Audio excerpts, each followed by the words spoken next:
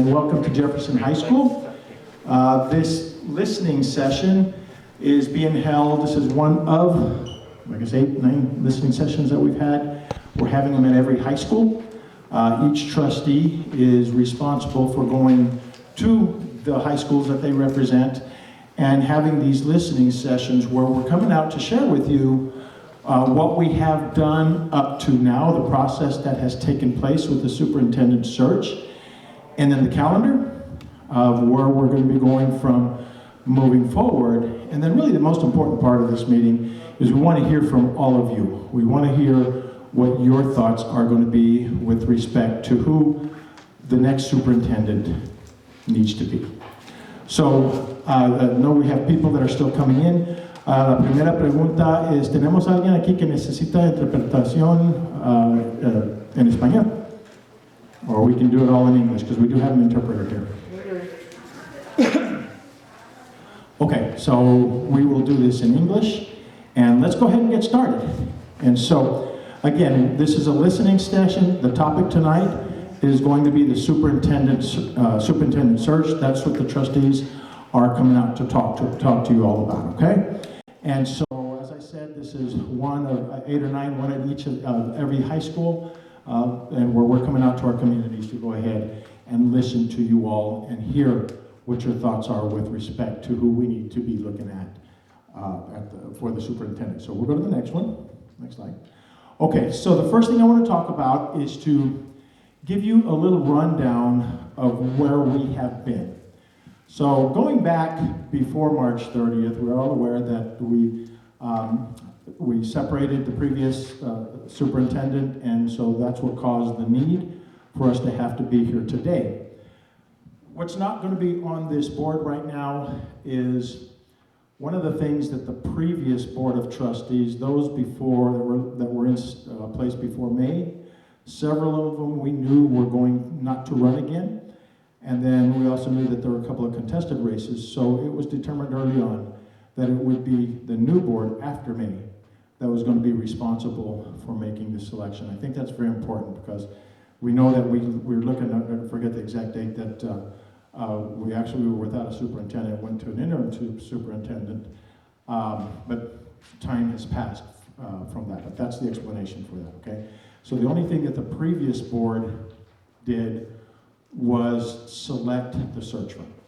And so that process then began on March 30th, and we did. We met, an RFQ was sent out, and we considered the different applicants for the search firm, and we selected a search firm. Back then it was going to be TASB that was selected to do the initial search for us.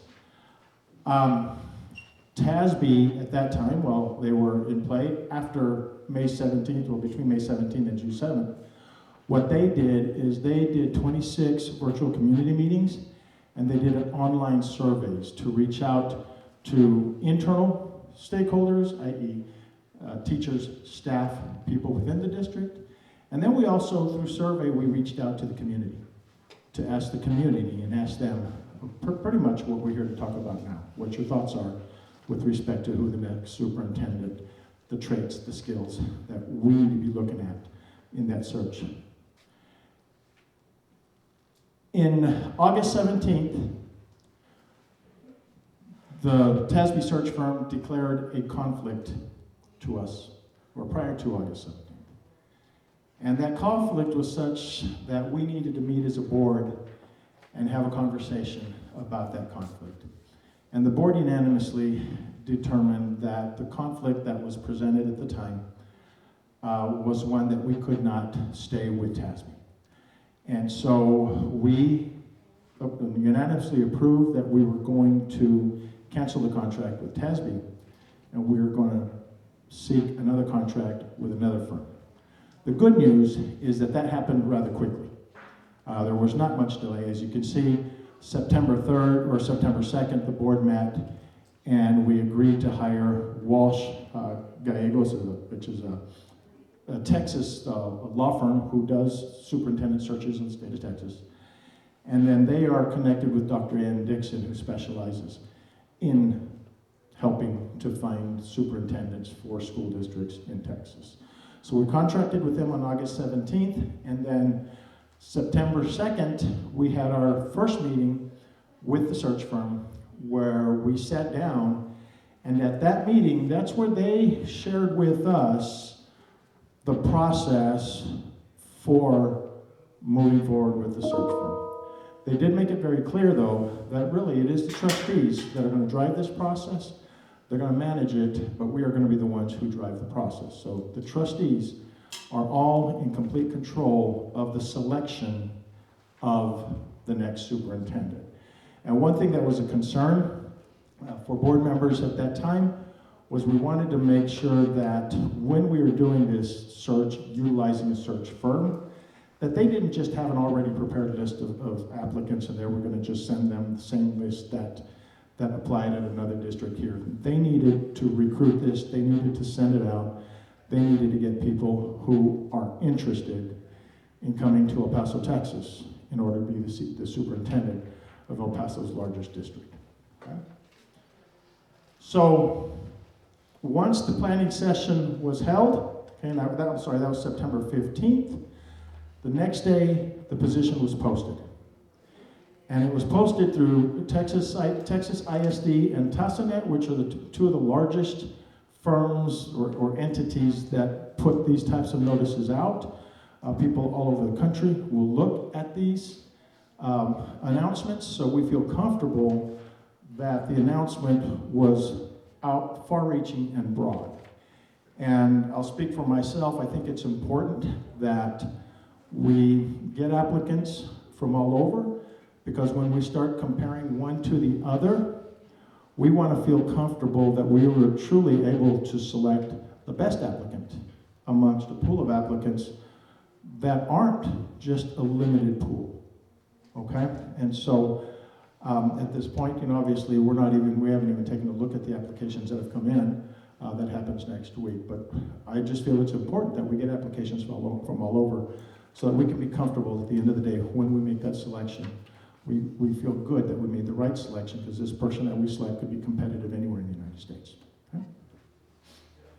All right, and then on September 24th through 26th, Walsh Gallegos did go to the TASA-TASB conference, and they set up a booth there where they were talking about this position and accepting applications. That conference was over 6,000 attendants, and since it's a TASA-TASB combined conference, TASB being really focused on school board officials and TASA being focused on school administrators, okay? So there was a large potential pool of people for us to reach out to, and Walsh Gallegos had the opportunity to speak one-on-one with each and any person that had interest in the application for EPISD. So that was a nice added benefit that doesn't usually happen, but since we had that conference in the middle of the time that we're doing the search firm, that was a nice benefit to have because we could be out there. Okay, so we'll go to the next slide.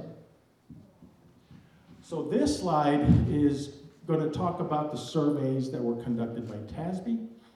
Now, one thing that's very important, because of the conflict, and TASB understood the need for us to cancel their contract. So the good news is all the work that they had done prior to the contract being canceled, they still gave it to us.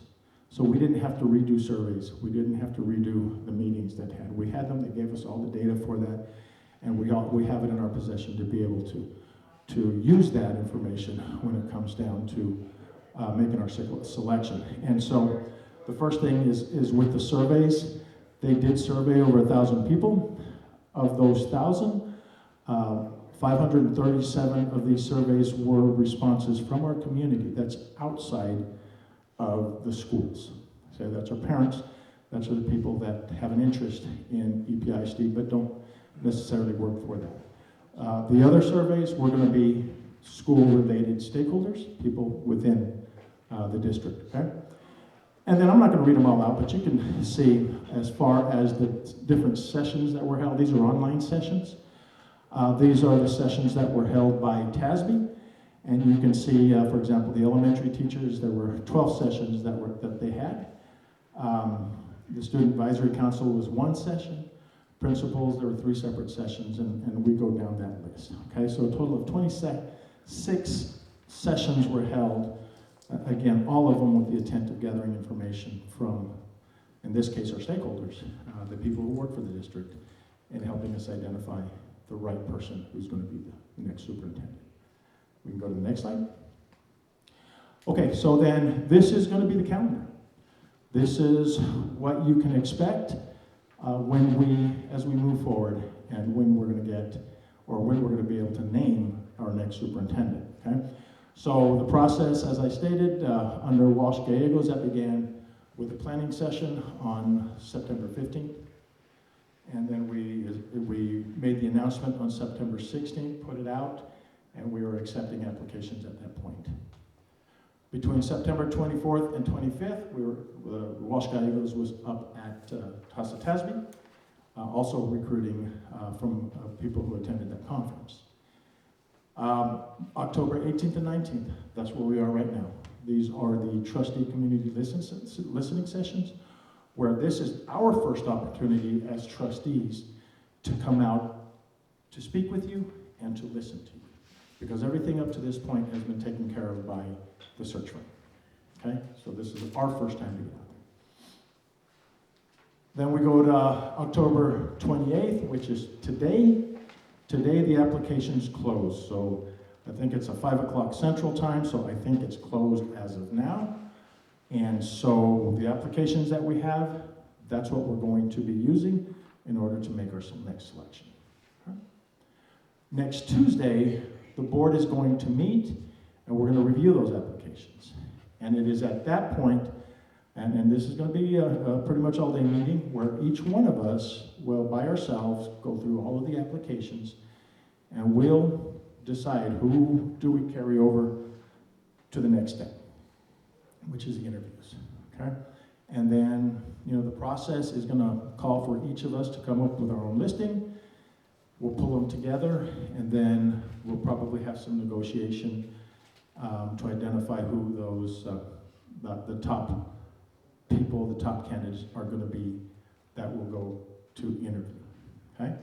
And then those interviews are going to happen. We'll interview candidates and select the applicants for second interviews on November 8th through the 10th. And so that's where we will actually be talking to those candidates who have been identified as those to be interviewed. And I'm thinking what we're going to try to do, although I can't confirm, is whittle them down to 5 and under at that point. Okay? November 15th and 16th, we will have second interviews. Okay? And from that second interview, that's where we're going to name the finalists. Now, very important, it is at that point, November 15th and 16th, and then whether we name 1 finalist, 2 finalists, I don't have exactly how that's going to be. That's when we, the district, can actually release the names of the people who will be interested in this position, the final candidates who will be hired. Up until this point, the process is completely confidential. And the reason for that is real simple. There are many people who are going to be applying for this position who could be superintendents in other locations, assistant superintendents, high-ranking administrators, and they're applying, and they don't want their employers to know right now that they are looking for another job here in El Paso, Texas. So we have to protect the confidentiality of those people who are applying for the process. If we don't, what winds up happening is we don't get applicants. Okay? So at that point, that's when we will, sometime between that period, we'll be able to make an announcement. And then on Monday, December 6th, okay, or 7th, so I'm guessing Monday or Tuesday, December 6th or 7th, we will vote, and we will announce who the final applicant, the final person who will become, or we hope will accept the position of superintendent for EPRST. Okay? The tricky one, which everybody asks, when will they start? And that's, as you can see, it's a TBD, to be determined. And the reason for that is because depending on who it is that gets selected, they may be under contract with the district that they're currently at. And if they're under contract at their district, then it really is dependent upon their district releasing them from that contract to allow them to come to this new job. Hopefully, the district will allow it and we get them right away. The hope is that they start in January with the second part of the school semester. But if not, it could be as late as May and June when their contracts expire at their current districts, and then they'll come in to start the next school year for EPISD. And if that's the case, we will continue operating the way we are right now with Vince as interim superintendent until the day we do have a named superintendent who comes in to take place. So any question regarding anything that I have just discussed regarding this process? The sessions that you conducted with the teacher unions, the parents, student councils, when did that occur? Well, on those dates, those sessions were, you can see elementary teachers, May 17th, 21st, and 21 and 24. There's your dates that was conducted. That was conducted by TASB. We board members were not involved in that process. How was that disseminated to the community? It's a good question. I don't have an answer for you other than it was, I have to believe it was announced through the district, but I don't know. I mean, at the end, I do know that these were the sessions that we had. Good question. I will follow up, okay? Because if you don't know that, if you're telling us you didn't get notified, then absolutely, we want to know if you got notified. If that step was missed, what's the outcome? It's a good question. I'll have to find that out because what we have right now is a calendar, and we'll have to talk. We have to go back and redo these surveys. That's a good question to ask. That would definitely be likely a board action that we would have to take coming out of closed session in this meeting that we're coming up. Okay. Excuse me. Yes. You said the community was involved in this survey? Mm-hmm. There's nothing painted up there that says members of the community? On the left-hand side, this is with the information, the data that I have.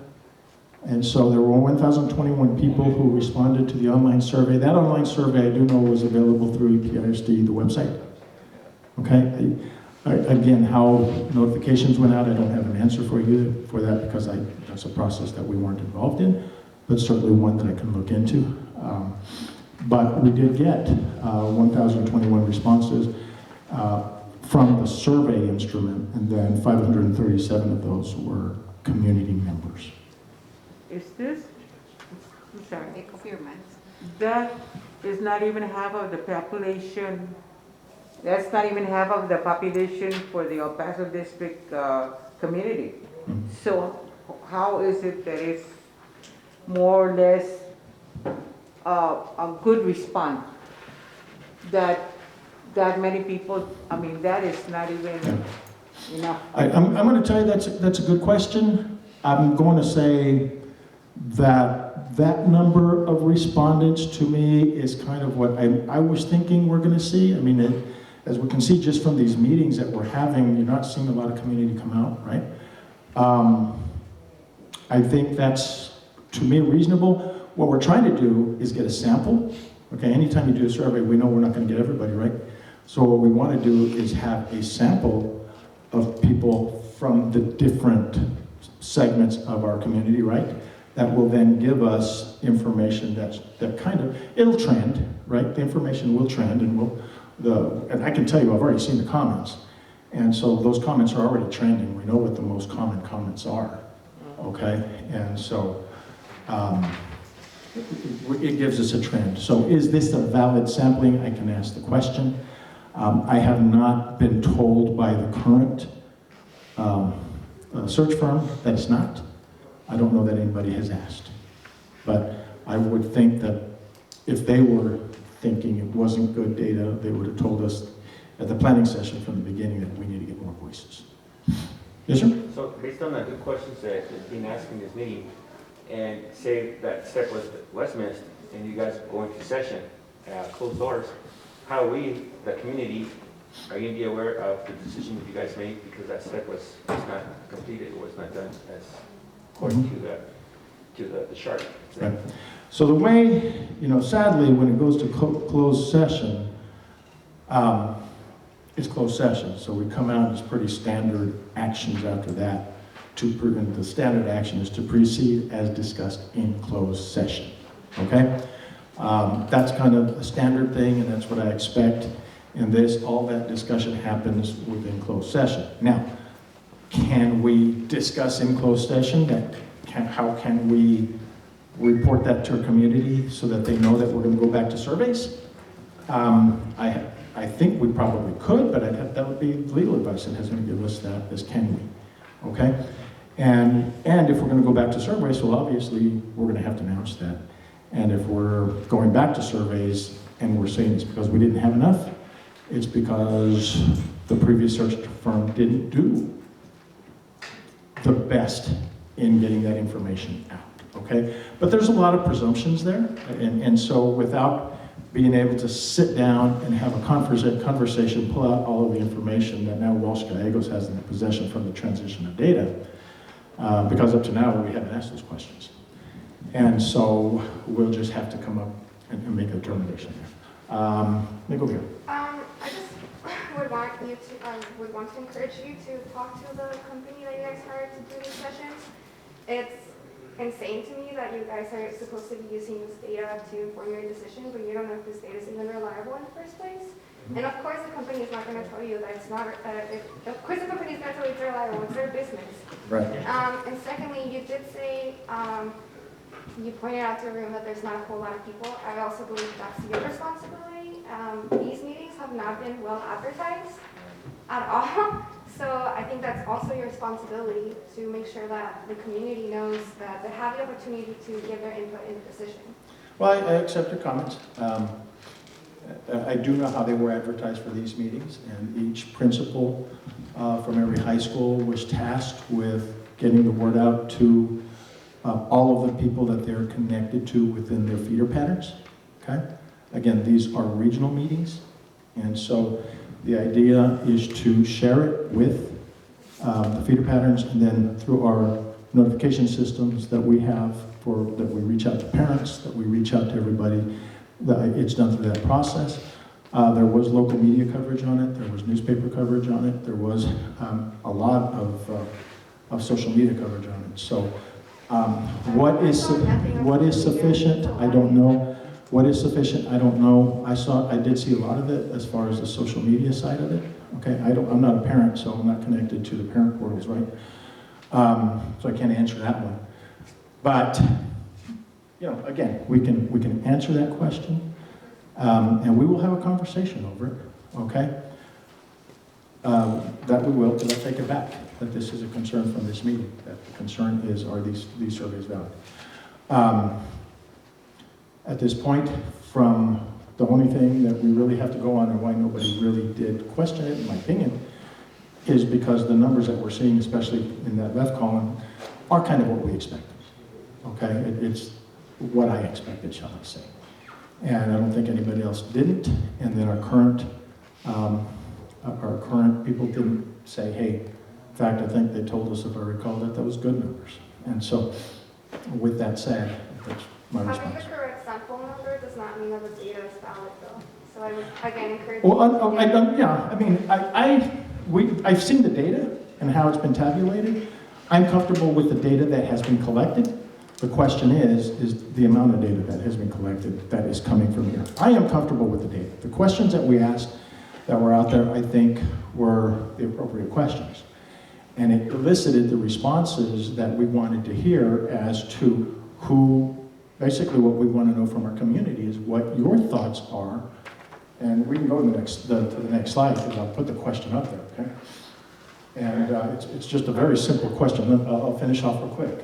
Next slide. And that's it. I mean, when you're asking the community, what would you like to see in the ideal superintendent for EPISD? It's a very broad question, and so, but the responses that came back were, we got varied responses, and yes, there were some trending responses that we see. And so, with that, I will ask the question: Does our current search firm feel that the numbers of surveys that were put out that the outreach that we did was adequate. Because what we do have is trends based on a sample. Yes, sir. Hi, I'm Dr. Aaron Wagner. I'm a teacher here Mhm. at Jeff Silva, and I'm a member of the El Paso Alliance for Just Schools. And our group had a conversation about this question, and we had pretty unanimous agreement that we want somebody who wants to be in this community. We want somebody who believes in public education. And we want someone who's committed to equitable staffing and resourcing for the Jeff feeder pattern and the Bowie feeder pattern that have been poorly served in previous administrations. So that's my comment. If I can ask a question, what are you as a trustee going to do to help us avoid the challenges that we had with the previous failed superintendent? Sure. And so I speak for myself, but I think all of us are in tune to this. We all know where we come from. We know the weaknesses of the past. And so we know what we are going to try to do to avoid the weaknesses of the past. And Can you be more specific? well, in the last superintendent, we know that we brought somebody in. It was a failed experiment where we brought somebody in who was not a traditional education person, right? That really, that happened before I came on the board, right? He was already in place, but I believe that the selection was really following a more of a corporate model, where you don't have to be a teacher, an educator to be a leader, right? And in the corporate world, that's kind of common, okay? In the school world, it's not so common. In fact, I think we were the first one to do it, certainly in the state of Texas, right? And so, the thought process, I'm making an assumption here, but based on, there was a board of managers in place at the time who were business people who were really trying to move towards a business operation model at that time. I make assumptions. These are true Well, charter assumptions. schools, they wanted to charterize. They followed that model and thought that bringing in a superintendent that's not an educator would be outside of the box type thinking, and that could be something that could work in a public school. And I got to be honest, really for the first couple of years, it was tremendous. It worked very well, but then it fell apart. The wheels fell off the bus. And so going back, I think you asked me what I'm thinking. No, I'm supportive of going back to the education model where we have education professionals, that they be the ones to be most considered. The first two that you sounded off, I'm going to tell you straight up, that's probably the most common response that I'm getting, is people who want to be in El Paso, people who are in tune with their culture, okay, and the specific needs of El Paso. So, so you're not off base at all with that comment. And in fact, you're pretty right on. And we're all hearing that. And so, that's the purpose why we're doing this, is to hear that. Yes, sir. Going back to the survey, I looked at the list that's there, and I know the board should work closely to DIAC. I don't see that DIAC had a committee to assist the public, the students, the board, to do the selection for ATISD. Were they denied to have part in selecting or giving their input for the new superintendent?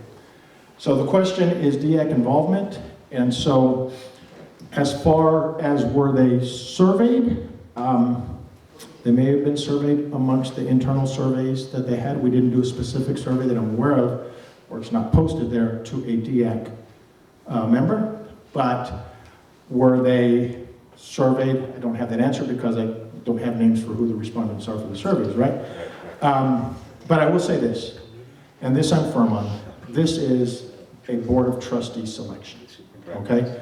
It is our responsibility. This is the one major true role that a school board has. And I think we're all agreeable that it's not something that we're going to pass on. Now, what we are doing is we're doing it today, and we did it through surveys, and we did it through what we've done before, is we're gathering the information from our communities. You might Okay? want to explain what the DIAC is for folks, because they're not. Yeah, well, the DIAC is, because I don't even know what the acronym stands. In fact, District- why don't I'll let you explain that, please. It's the You know better than I. It's a district-wide education improvement committee that's now representative of the community, administrators, educators, and support personnel. They're the folks that are supposed to vet any sort of policy that is proposed by the superintendent before it gets approved or taken up to the trustees for final approval. So about Javier's discussion of that. Did the DIAC approach you guys to No. part of this? They did not approach any of us, any of us individually. They did not come to us. And again, going back to the concept that it is the Board of Trustees' job to make the selection, and we reach out to hear the voice in order to gather that information for this selection, that's what we followed. So no, we did not purposely reach out to the DIAC. What we did is we sent out surveys, or TASB sent out the surveys. My expectation is we got some in return from them, but again, I can't confirm that because I don't have names, and I'm not going to have those names, okay?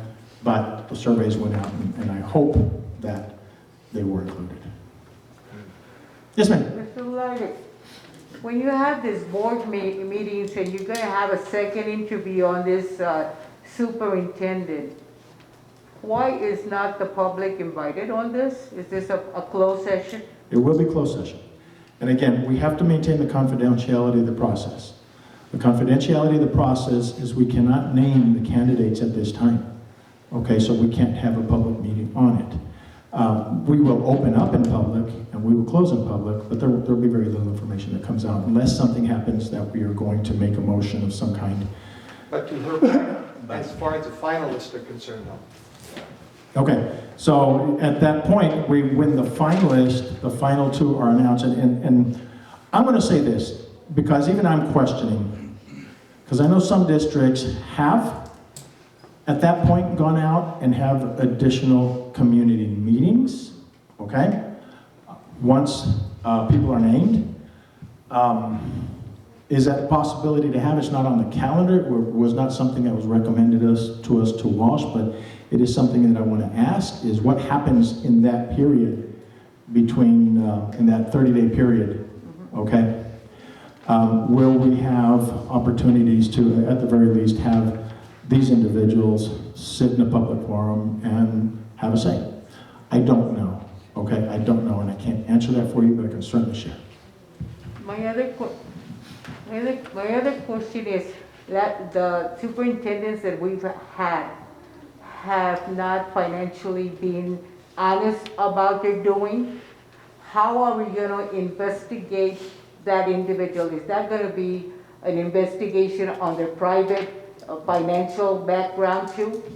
So the search firm is going to do a thorough background investigation into every candidate that is applying for this application.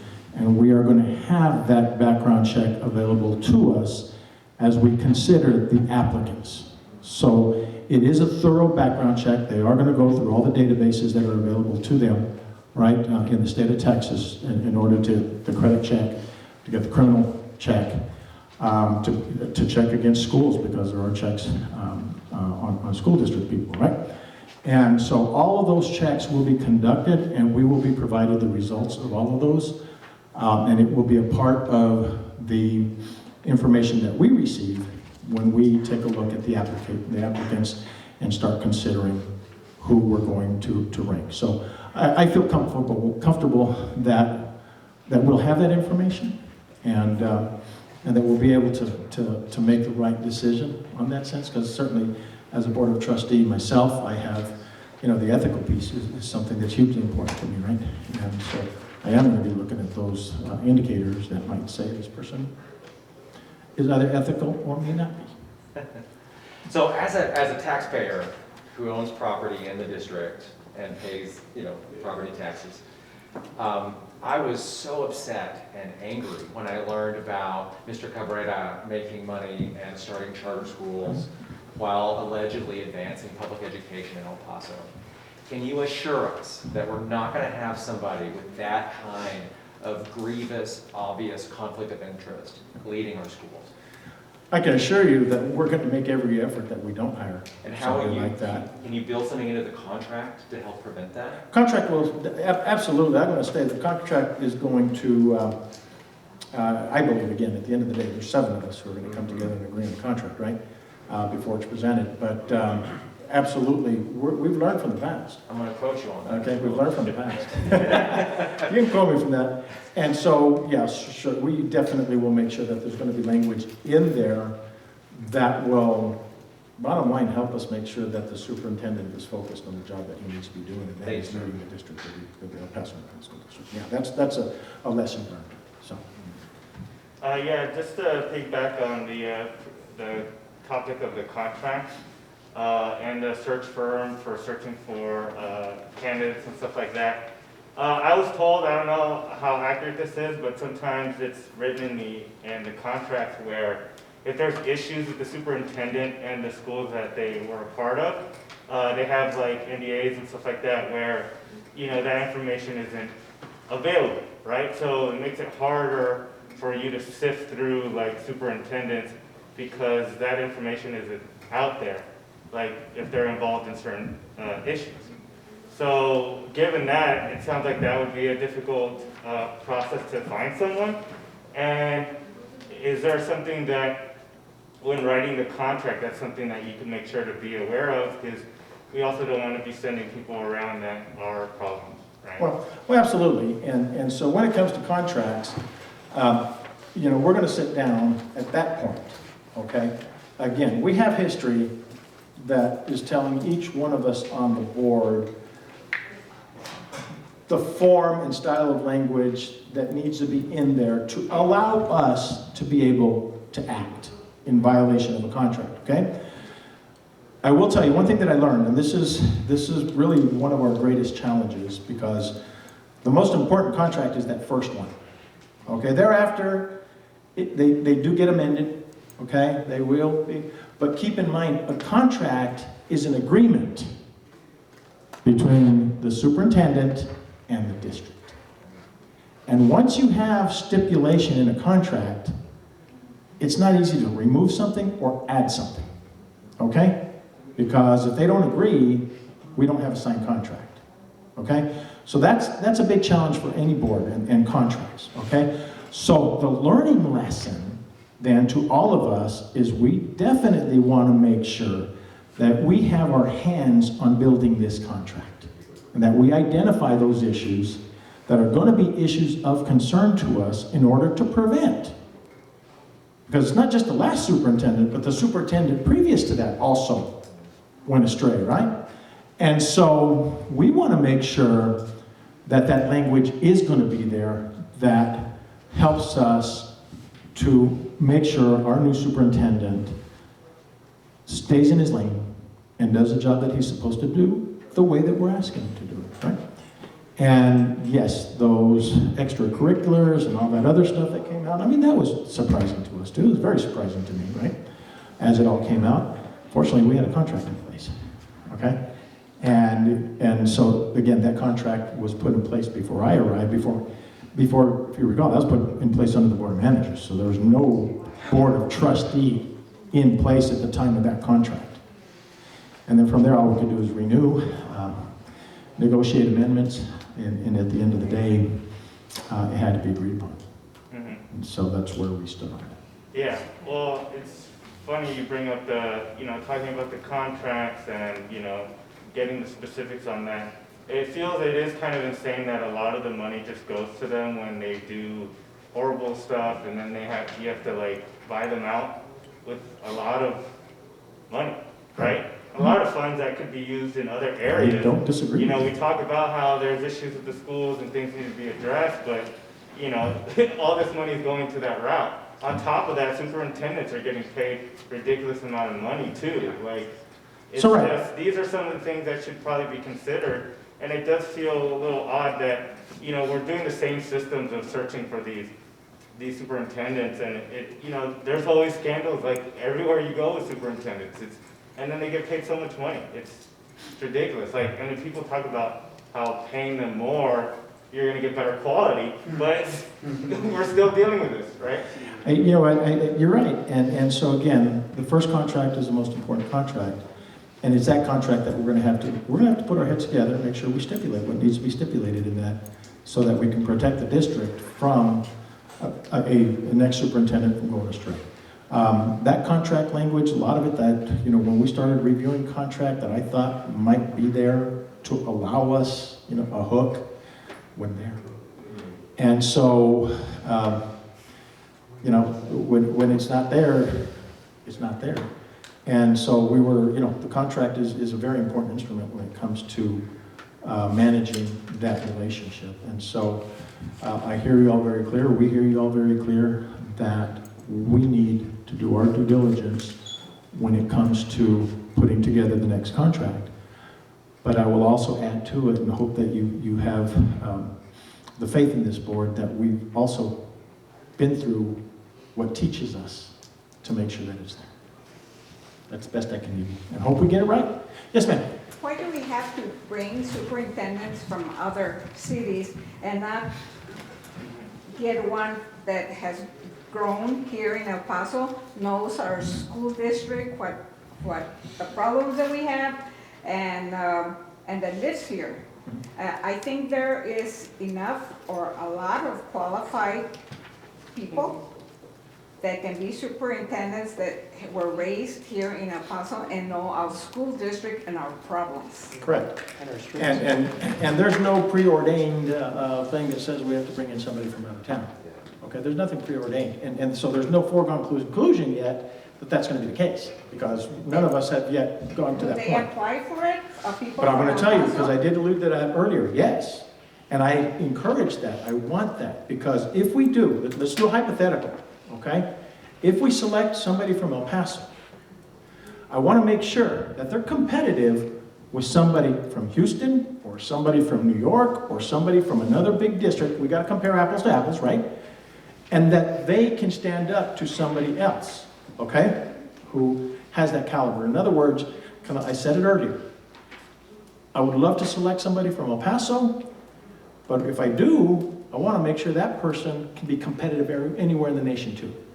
I think Okay. we have a lot of people that are competitive. I think so too, but And they know the system Right. here, and they can work for the people and the communities, not only for a certain community. And we don't have to inform people from out of town what's happening in our community, because he has lived here in our community, he was raised and everything. So I believe that all taxpayers would be very happy to pay for a superintendent that has been raised and has gone to schools here in El Paso. a common response is local.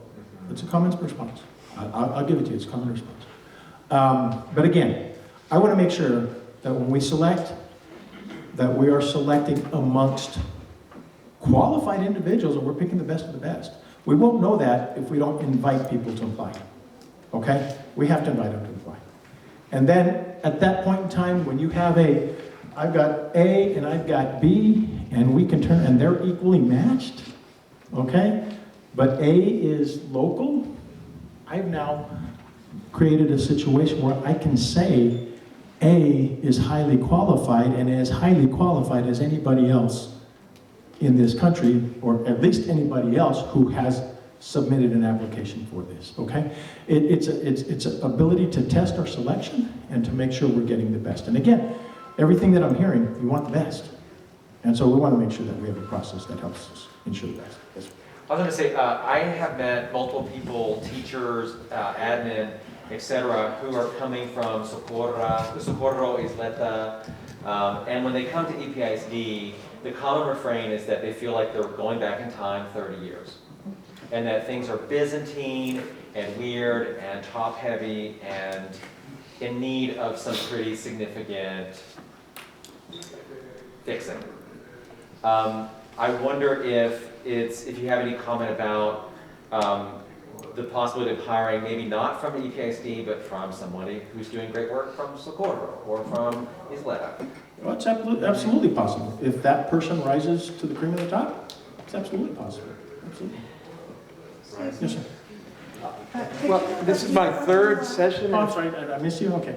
Oh, go ahead. Let me, yeah, Yeah, please. because I know that we've had a lot from up front. Yes, ma'am. Yeah, in talking about the contracts with the superintendent, I'm reminded that the last superintendent actually recruited the attorney that ended up working for him, or the attorney is supposed to represent the school district. The attorney is supposed to represent the board, not the superintendent. So I think that there is a flaw there that needs to be looked at, because that relationship, those relationships, and I've observed very closely, can get very close and intimate, and pretty soon there's not the professional relationship that there should be. So just to be clear, our staff attorney works for the district, including the superintendent, okay? But we do have an attorney that we have retained that does the work for the board, separate and apart from the superintendent, and separate and apart from our staff attorney. So if ever, and we used it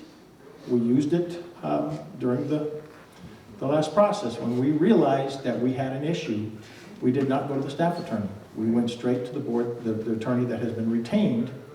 Do you have 3 attorneys? I'm sorry? Do you have 3 attorneys? Oh, God, we got attorneys, we have a staff attorney that primarily does the district work, but no, we're attached attorneys for different things throughout the district. District is so big, so many issues, and we have numerous attorneys that we have access to.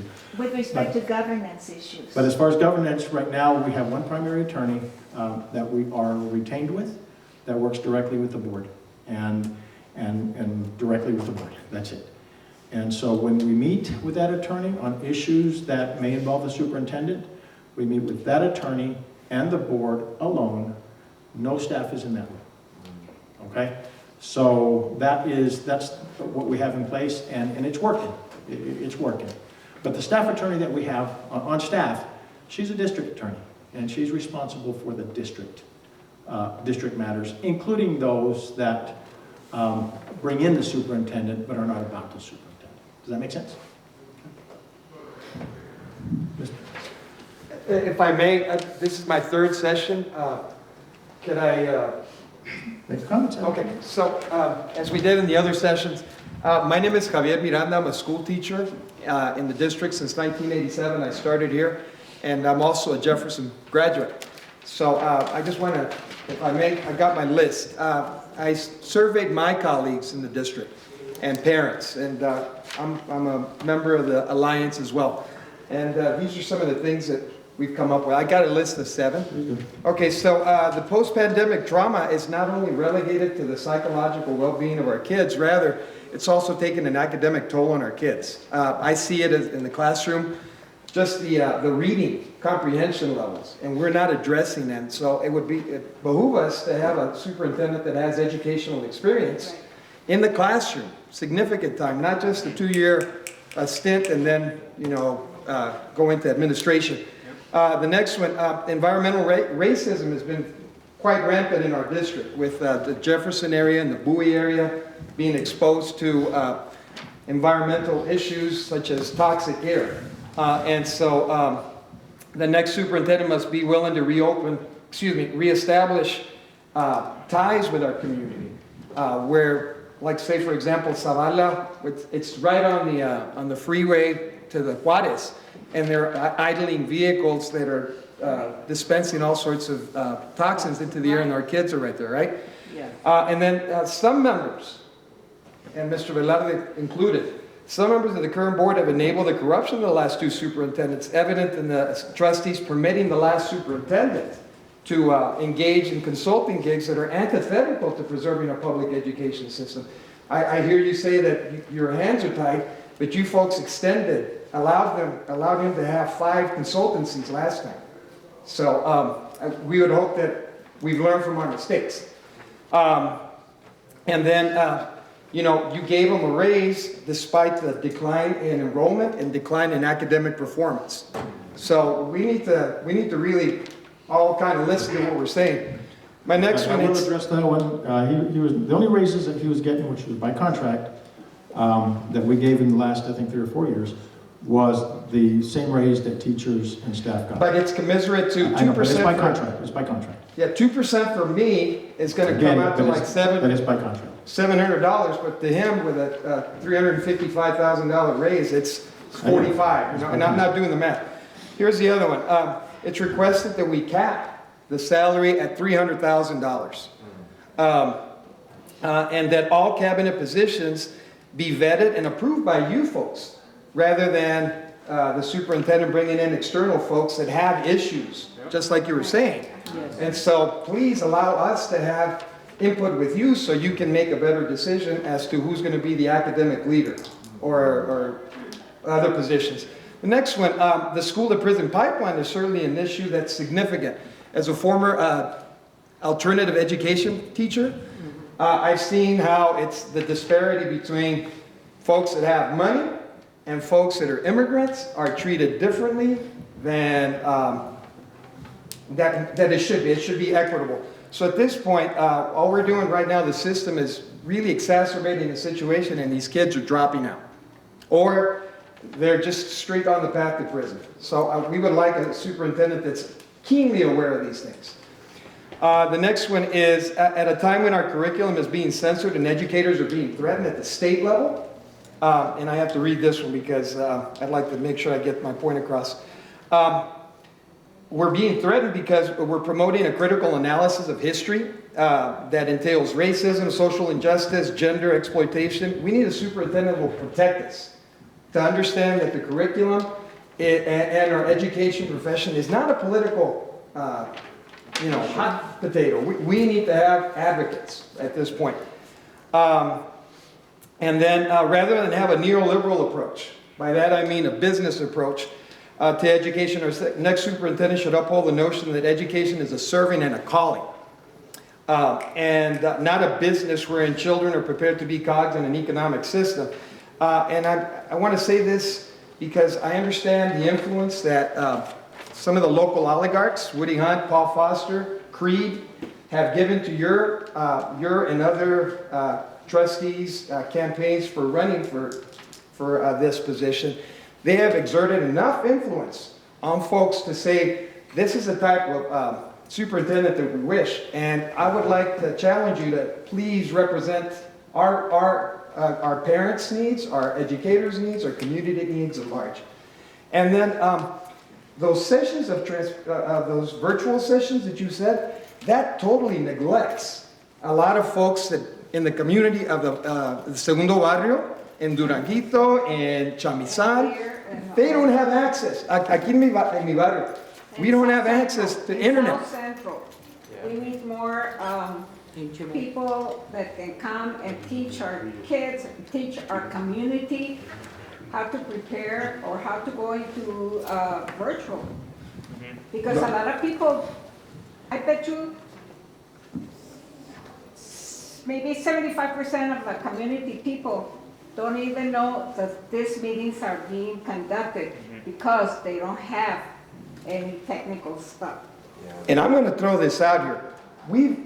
The education community in our state, it's as vast as it seems. It's a small, intimate community. And we've already been told that 2 women of who our community would like to see as well. I know from the Chamizal community, we would like to see a woman superintendent, bilingual, Latina, but we've already been told that you folks have been told by the Creed, and if you don't know who Creed is, this is an organization that seeks to privatize our public education system, whether through the District of Innovation initiatives that is coming down from the state, wherein we can have failing schools, or let's call them what they call them, the euphemism, it's high priority schools, right? Chapin, Right. Bowie, and Andrus have been identified as such, and so this particular initiative allows for us to have external charter organizations come in and operate the way they seem fit, without any sort of accountability, and they can clear out our teachers. So I would ask that we we put a stop to this and put our folks in line. And lastly, I don't understand why this particular session, the virtual sessions, the results from TASB and the surveys have to be done in a manner that is in closed session. No names have been submitted. So it would be nice to see how many people from what sector of the community they're coming from and what their information is. There's no names that have to be disclosed. But please, I would ask for the sake of transparency that, you release that information when you have those discussions rather than go into closed session. So, thank you. That's what I want to say. Okay, thank you. All of those have been noted. It is recorded, and so we have access to that. And so I have lots of questions for Tuesday when it comes to this discussion. Okay? Any other questions? Well, it's not a question, but it'd be nice to have a superintendent has original thoughts, original leadership, good communication skills, strong decision-making, and to ensure that all EPISD employees follow EPISD policies. Thank you, sir. That's it. I got one more. Let me just go over here. On the policies, I wanted to be a little bit more specific on it. The grading policies that all teachers follow, the grading policies, the discipline procedures be implemented. Aggressive, not aggressive, but when somebody is disciplined, there's progressive discipline, so the same person or teacher or principal are not committing the same offense over and over with not being punished or not being disciplined at a higher level. Because we still have principals, we still have employees that year after year after year are violating policies, but they're still in our district and they're not healthy for our students or for our community. And also with that said, we need a superintendent that can identify discrimination within the organization. For instance, this campus, Jefferson and Silva, we have students that will be sharing restrooms with the public during and after exercising. It'll be the only campus that students share restrooms with the campus. We're talking about girls and boys sharing their restroom with the public. We need a superintendent that looks to discrimination, like over here on the south side, that other schools in the area, like the east side, maybe up there in the northeast and west side, they're getting all these buildings, they're getting funded. And we're over here on the south side, we have to share restrooms, or the student does, with the public. So we need a superintendent that can identify discrimination within the organization. And to a lot of that comment is called equity.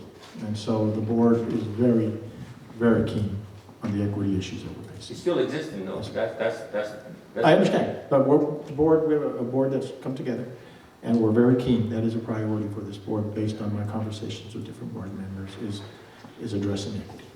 Yes, sir. So, I agree with a lot of the stuff that's being said. There is something, what I want to speak on is on the environmental issues, right? And I feel something that if this is addressed, it could help a lot of the issues that we're having. We're talking about outreach, right? We're having issues with outreach. There definitely needs to be a lot more investment to get the community plugged in to a lot of this stuff, right? So that we can get better input, right? Because you talk about how, it's expected low numbers of input, people coming to these meetings. Sounds like there needs to be more investment in outreach. To get that money, right? We should probably stop paying these superintendents so much money, right? Not only that, we could use some of that money for that, but also in the environmental aspect, right?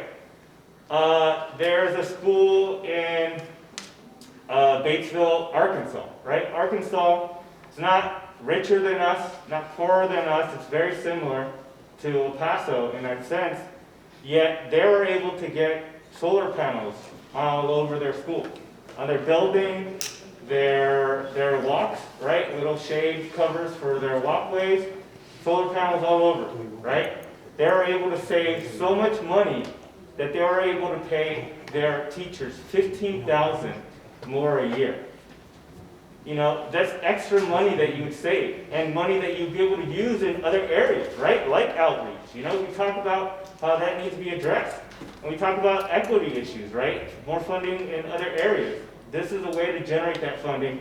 Not only that, but it would help us in the long term as a planet, right? This is something that could be invested in, and you're able to save a lot of money, right? So I'm hoping that in this search, we look for someone that would be willing to act on that, and a board that would be willing to act on that, right?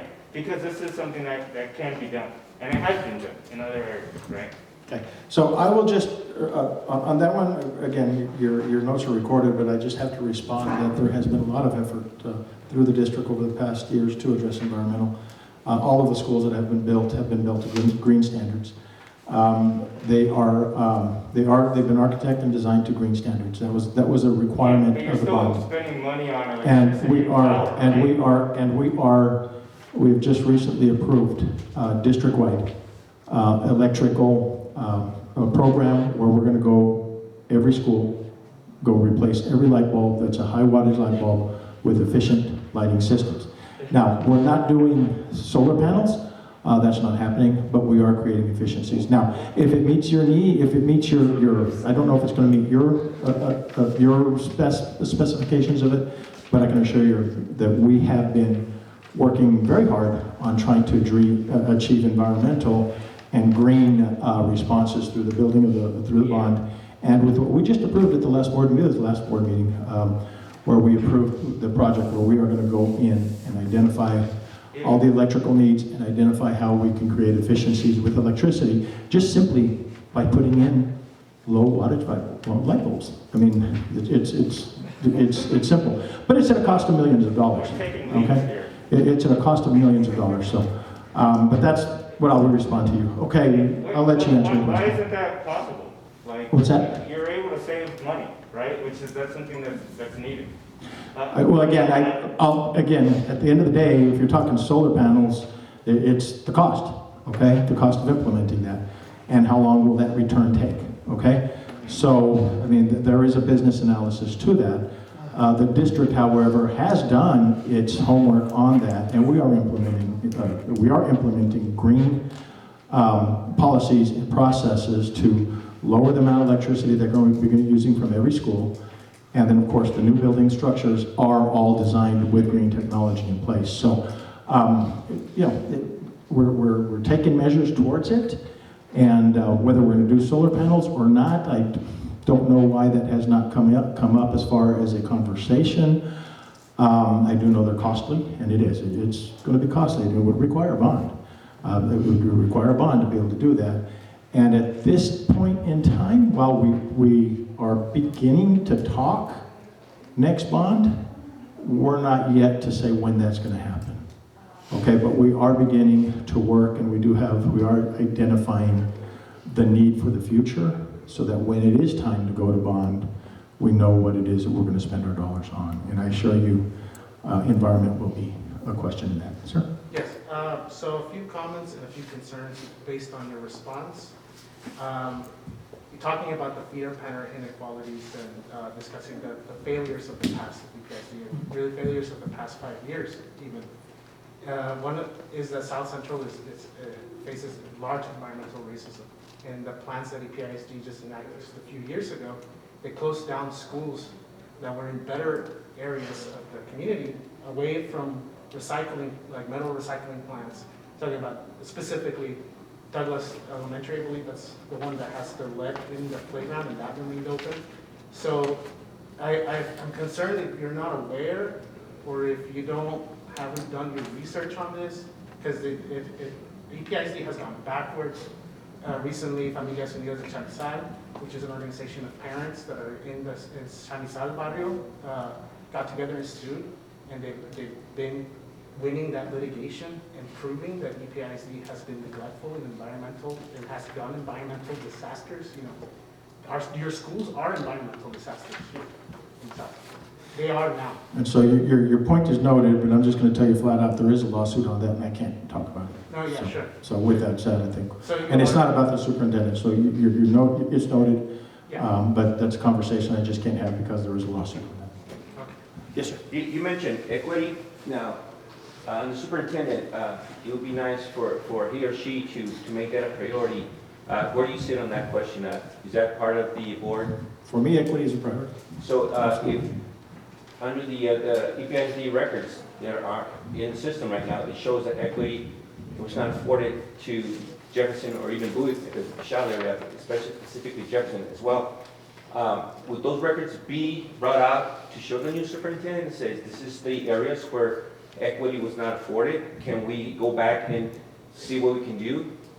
Okay, if you're, I don't know what you're talking about in terms of records. I think we do have data.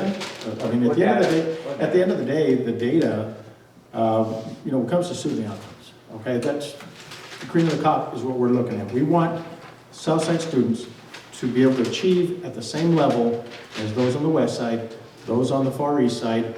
That is where, when we take a look at what our goals are, because our job, our mission is to educate our students, right? So when we're talking about equity, okay, we're talking about ensuring that we have a system in place that ensures that the Southside student has the education they need to have to be as successful as the student on the west side. Now, it's very broad, okay? I say that simply, okay? Very broad, though, okay? Because, you know, what we're talking about is economic forces. We're talking about, you know, at the west side schools where you have families coming in and they have alumni groups and they have money, and you got Franklin High School with a wonderful sign and billboard that their football group put in, and you know, Jefferson still has a scoreboard from how far back, right? And so there's a lot behind that. But what I had stated earlier today, equity is a priority for us. Again, we're getting off topic, but I will say that what I want to bring on board, and I'm working with Leah Haneni on this, is to actually bring in an equity office. To hire a person who is singly responsible for evaluating, planning, monitoring, reviewing. Okay, they have this in Fort Worth, and that's where I got the idea from. Okay, and so her and I are talking. What do we need to do to implement an office like that? That's a good start, but that's just a start. Okay, a lot of work we got to do. But at the end of the day, I'm trying to make the connection with our new superintendent. What we want from our superintendent. We want our superintendent to, like for you as our board member, representative, to work with you, or you work with him or her, to say, hey, this is the data I have where Jefferson, Bowie, or my schools I represent have not been treated with equity compared to other schools. Will you do that? yeah, the evidence of equity is the scores. No, but would you do that? Will you work with the superintendent? Absolutely. Yeah, I've already said that equity is a priority for all of us on this board. So yes, moving forward, we're going to look, but again, you know, it's not something that happens overnight. Okay. You got to establish the policies, you got to establish the plans, you got to establish the strategy, right? If I would give you a plan, in order to get that direction. if I would give you an EPID plan that shows there's a restroom that's being shared by female students and male students with the public, that we don't know who It they are. definitely can be considered within Would that be considered it a would definitely priority be for considered equity? within the total decision when we talk about how facilities contribute to the lack of inequity. Okay?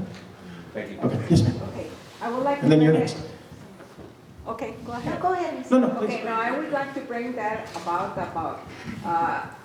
over there Franklin has a scoreboard and everything. Okay, I would like to ask you, do we have a baseball field? Yes, Where? it's at Washington Park. Okay. We If swapped the that's- softball if that's- field for the baseball If field. that's Jefferson's baseball field, how come we cannot put on our scoreboard home of the Silver Foxes? And why can we not put a sign out there saying this is the home of the Silver Foxes? I don't know that we can't.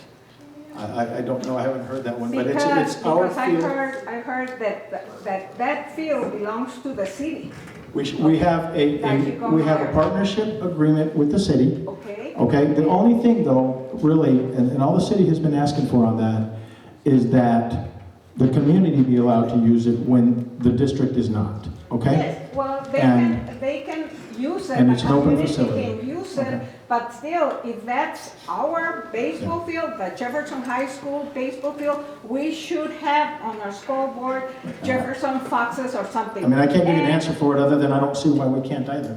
Well, I didn't- and, I'm not and aware of then that, so. can we make signs, because they told us that we cannot put signs Who is they? that, Who is they? well, rumors, okay. Okay. Talk to the principal. Spanish Talk is to the cheaper, principal. but Talk it's to the not principal. cheaper. But And- they and- haven't put over there on the scoreboard, they have it red and silver, but it only says home and Yeah. visitors. I know, it's a beautiful It field, doesn't say Silver Foxes? It's not uncommon for baseball fields that there are sponsorships allowed to be put in there. People sponsor their teams, and it's not uncommon across the district, and so I don't know why that would be any different. So as you as our representative, I'm asking you, can we go and place a sign saying that that's the Silver Foxes baseball field like we do at the stadium? As your representative, I can ask why it's not the case, if it's not. Okay, would And you if- please and I'll ask ask, that, absolutely, because we have a absolutely. problem with that, because Oh, there's a lot of people absolutely. that have asked, why doesn't it have Silver Foxes like all the other schools have?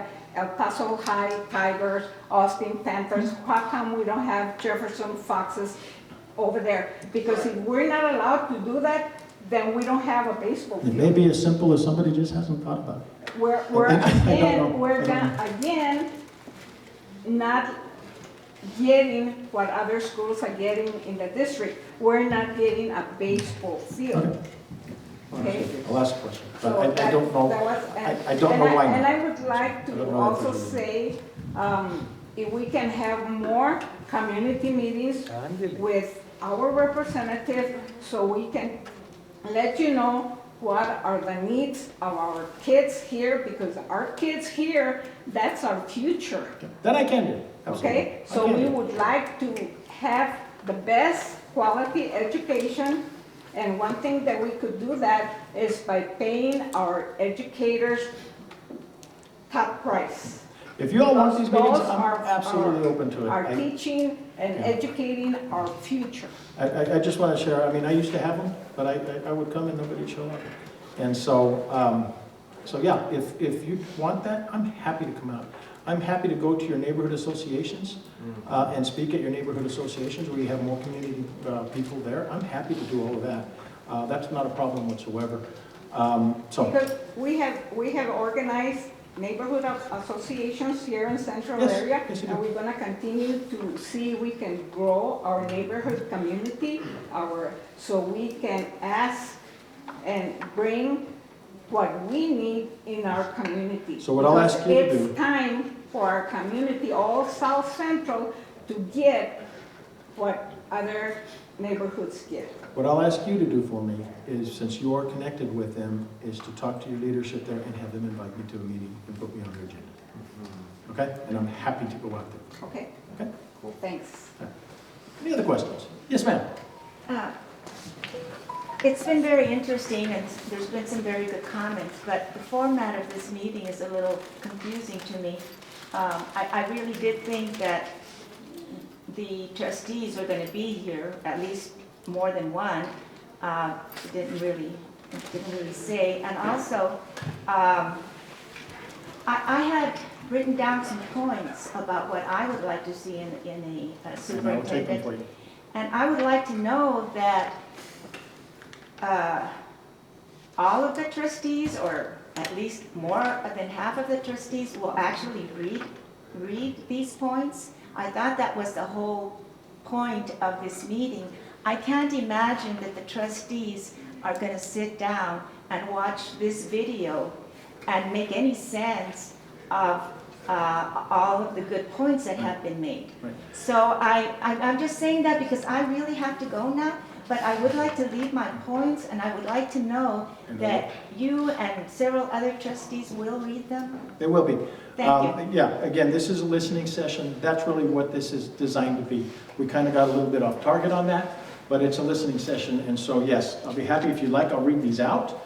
I Put them need on to the go. recording as well. Yeah, they're but, kind of, they might be a little long, but you can.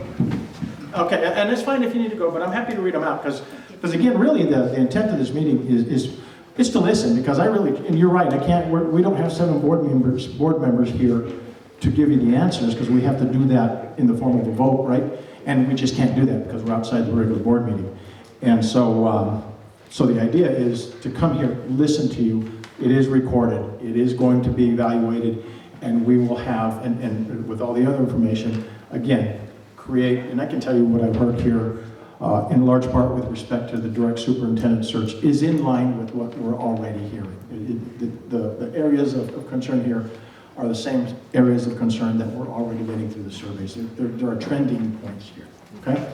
And so with that said, I will share it just to get it on the video, okay? I'm not gonna answer them, but I'm gonna just share it so it's on the video. And then what I'll do is conclude at that point, okay? So here she submits belief in public school education and equitable funding for all schools in Texas, along with willingness to advocate against charter schools or any other scheme that weakens public school funding.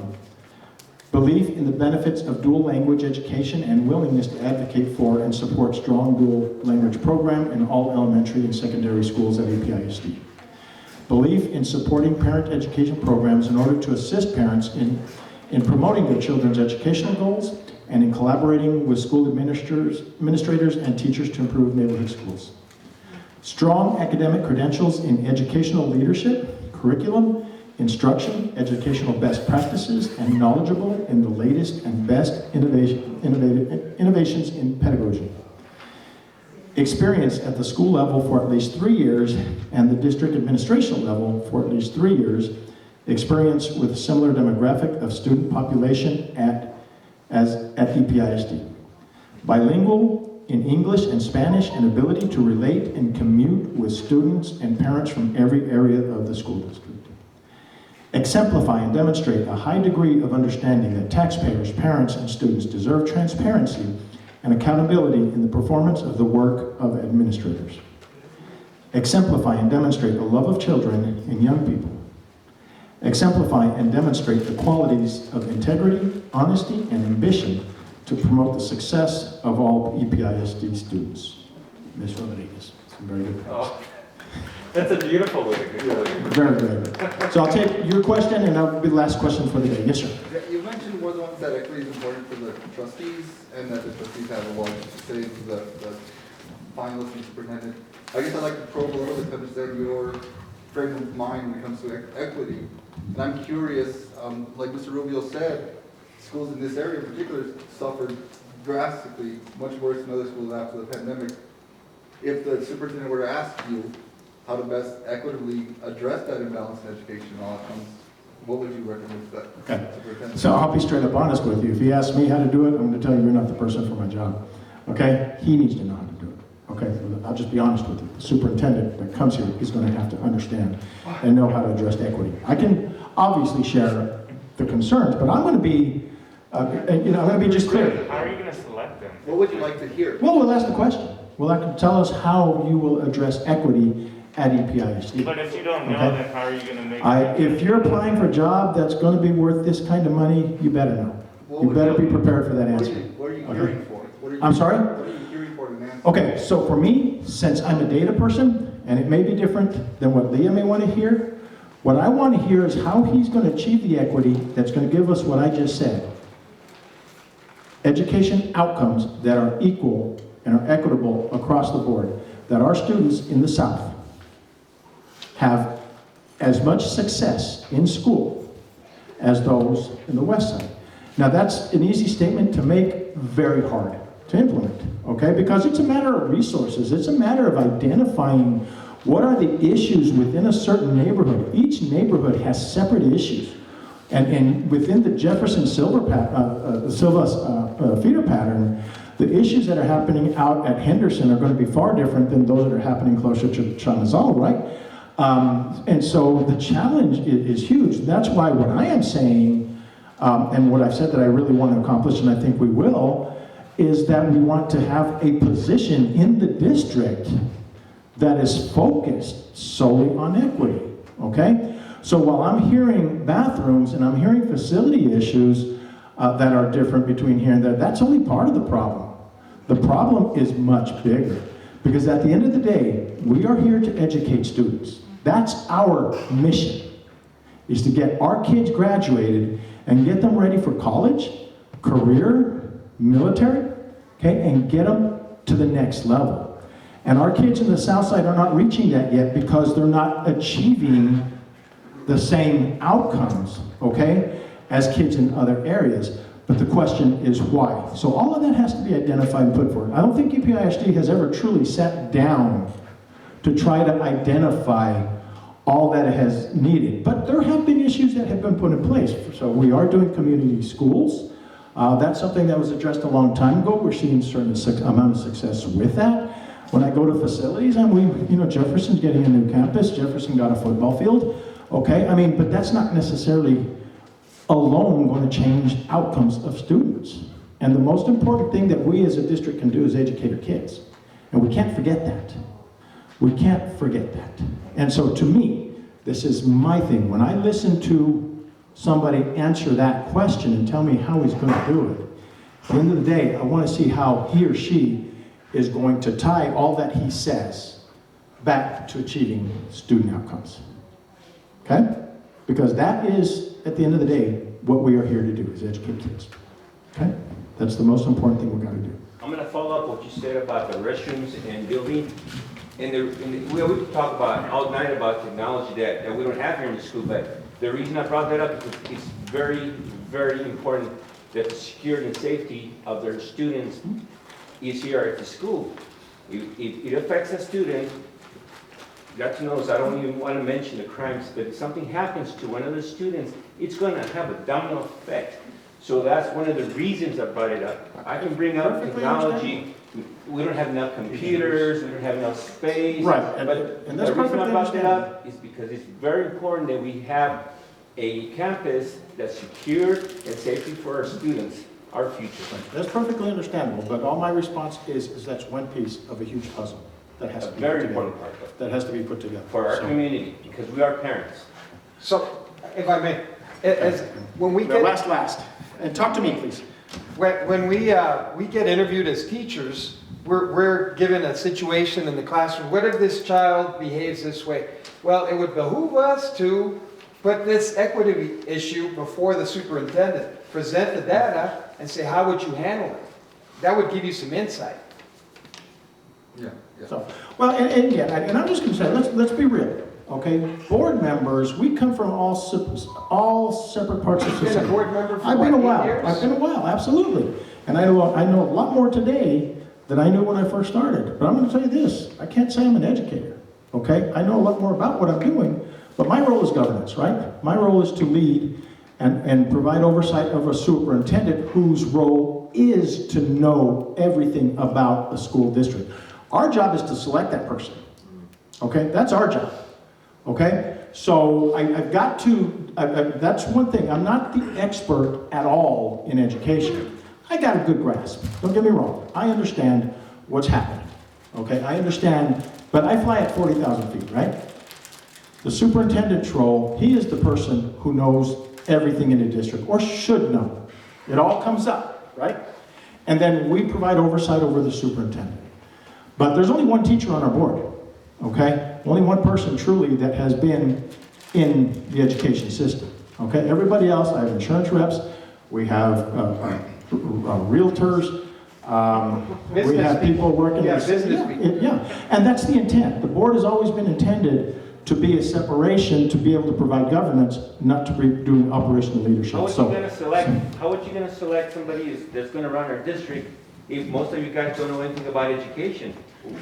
You know, it's just. Isn't that the magic? But that's the way the system is set up, okay? Can And that so, system be changed?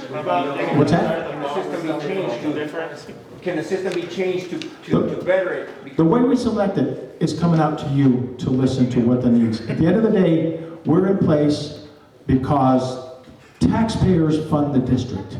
Therefore, taxpayers are the ones who govern the district through their representatives. We don't have the final selection. Through their governors, okay? Through the governors, okay? That's kind of the system. That's the difference between a private board and a tax-funded board.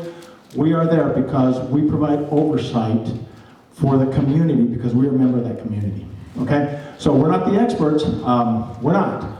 But I do know, I can share with you, because at the end of the day, we're going to select somebody, we're going to have the information we need to make a wise selection, okay? And then at the end of the day, our hope is that it's the right selection. Nobody, unfortunately, it's a gamble still, you can't make a promise, but the promise I can make you is we're going to do our best job to get the right person. We cannot To get the gamble. right person. We cannot gamble with our youth. We cannot. I understand. We gotta make the right decision. I understand. And the only reason to make it is to have the right people that have the right questions in education. Because if you guys are just business people, how are you gonna? And that's what we're doing right now, is building that But you process. as a representative, no matter what your profession is, you're a representative. You should be going to all what you represent and tell them, what do you need? Why is this problem going? And try to solve it. No matter what profession you are, you're a representative and you should be going to every problem that the schools have and say, how can we solve this? Go to either the principal, the community, or whatever, how can we solve this problem? So And that's why I'm telling that's what we're trying to I mean, do. it's not That's what we're an trying to do. excuse that you're not educators or anything, but you are a representative, and it is your job to come and see what the problems are of every school that you represent and say, what is the problem? How can we solve it? And I can assure you that that information is given to us. It is. Yeah. Okay, last question. No, I just wanted to take the opportunity to talk to you one last time, since I am a graduate from Silva, and you were representing this area during the time that I graduated. And I'm also a little concerned based on the way that you sidestepped your answer to the gentleman's question about how equity will be applied from your perspective, because it kind of suggests that you don't really know how, the issues that are happening within the schools regarding equity. Just from my lived experience from going to Silva, there's a huge difference in the way and access to resources that we have here at Silva compared to just a 2-minute walk at Jefferson. And I feel like you should be aware of those things, and I hope that you do take up the opportunity to talk to community members who can tell you more about these things, because it's your responsibility to, once you guys have elected a superintendent, to tell him or her what are those issues and like what the community wants to do to address those issues. And again, the point noted, I think though in my 6.5 years, I have many times been at different community engagements. I've listened, I get the emails, okay? They're coming back and forth. I get numerous emails, okay? That information is getting through us. Again, I don't want my comment to make it sound like that we're dummies and we don't know what we're doing. No, we know the business of board governance, okay? And part of that is the selection of the superintendent, okay? That is, by law, given to the trustees of a public school district, okay? And so with that said, it is up to us as school board members then to be able to develop that process that helps us ensure that we're going to make the right pick. Again, I also hire at my place of employment, and you know what, every now and then, you're going to pick somebody who promises to be really good and they don't turn out to be. I can say Juan Cabrera probably did that too, okay? The same thing with the previous superintendent. He probably did really well at the point of getting hired, and then things happen. So can I promise you that we get the absolute best guy? What I can promise you is we're doing everything we can to get that person, okay? And that's it, hiring personnel, you're hiring people. And hopefully we have a process in place that helps us check all those boxes that we need to get checked. And we then can come out as a board together, as one unit, and come to an agreement on who that right person is going to be. And we are out here because it's very important to it, because, again, we've said it, your input is also very important. As a representative, I use that quote, I represent the community that elected me. Okay, I represent you, and I'm your voice, okay? And so I bring that to the table, okay? So everything that has been said here, again, has been recorded, I'm listening, and we will act on that and move on that. But that's the process. It takes the community and gives the community an opportunity for your voice and my word to select that superintendent. And I think, I'll finish just by saying, I'm very confident in the board that we have today. I'm very confident. We have some new people on board. The direction, we're still coming together. We're still melding together, and we do have differences in opinion, differences in belief. That's going to happen. That's part of the process. It's how we learn to work together that becomes important. And so I think the majority of the board is figuring this out, and we're figuring each other out, and we're learning how to come to consensus. I think if we're able to do that, I think that's far better than where we have been in the past as a board. And so I'm hopeful. I'm hopeful as far as board is concerned that we have probably the best board in place that we've had in a while, with just the people, the quality that exists, okay? Again, I'm not going to go one by one because everybody is their own individual, but I think collectively, I think we have a very strong board. It's new, okay? We're a very junior board. And so we still have time to come and meld together, but I think potentially this board is going to be fantastic. And with that said, I really do believe that the board that is in place right now is going to ask the right questions, is going to do everything they can. I will go to your point, Mr. Aranda. I've heard the same allegations of, Creed or the unions selecting this next candidate. I really do believe that the board members, while the pressure does exist, I'm not going to deny it, I think the majority of us are going to be independent in our thought. And we're going to make the right decision for the right reason.